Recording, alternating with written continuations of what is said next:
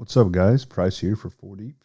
We're going to go over this week's PGA tournament, which is the Sanderson Farms Championship, the official second event of the fall swing. So the first event was the Fortinet, where we did pretty well in this video. We did 4 or 5 on the bets, including hitting the outright winner. So we're going to go ahead and try and keep that momentum rolling for the entire new PGA season that we're going to dive into. Now, before we get into the video, don't forget, go to 4deep.com. Go ahead and sign up. You have your options of either betting, DFS, or you can do a combo package for both. The end of the year pricing, you're already going to get a promo to save you some money. Once you get in the Discord, you're going to see how awesome. It's a little crazy, but the people who join, they usually don't leave just because of how much fun it is. You got live shows, every sport's covered, so the whole 9 yards. So, diving into it.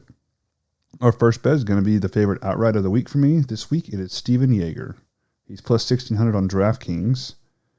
Now he has 3 or 4 made cuts here. It's kind of weird seeing him priced up this high, but it's a little different this fall with a lot of the major guys not playing.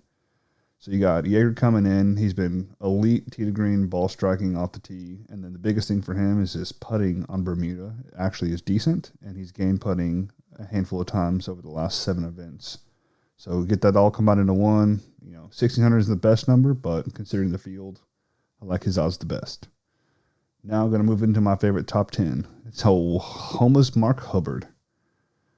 So I love Mark Hubbard in these week field events. This is where he usually pops off. Last year he finished 5th here.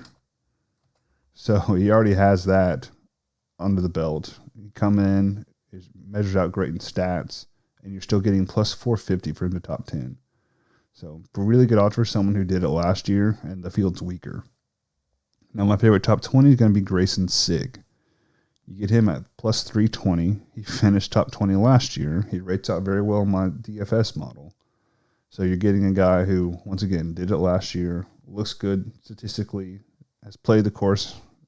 So 3.2 to 1 on your money there sounds like a pretty solid bet for me. Now, my favorite first-round leader, instead of picking someone, short odds, I'm going to go with someone kind of in the middle with old Nick Lindheim. Sorry, he's one of those names it's hard to pronounce. He's plus 6,500. He was a Korn Ferry Tour stud last year. He got promoted at the very end of the season, made a couple cuts. He rates out well. He's one of those guys who, in these kind of events, they're basically glorified Korn Ferry Tour events. You got a handful of fringe guys who've been around on tour for a while, but you give me the young and up-and-coming guy who's hungry and is going to try and claw his way in and qualifying for the elevated events. Give me him at plus 6,500 to come out and fire off a low round. So now, the last bet. I couldn't really find any of the matchups I liked yet. So what I'm going to do is I'm going to do a little parlay. It's going to be Sigg to top 40.